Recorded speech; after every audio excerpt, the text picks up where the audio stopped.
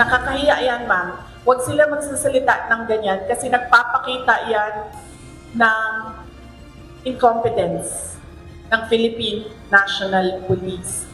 Ang sagot dyan ay, let us sit down and investigate the alleged threats so that we will know if these are true or not. Tinawag na nakakahiya ni Vice President Sara Duterte ang Philippine National Police hinggil sa umunay kawalan ng impormasyon ng pulisya ukol sa banta sa buhay ng Vice Presidente. Para kay VP Sara, malinaw itong pagpapakita ng pagiging incompetent o kawalan ng kakayahan ng PNP sa kabila ng pagkakaroon nito ng Intelligence Fund.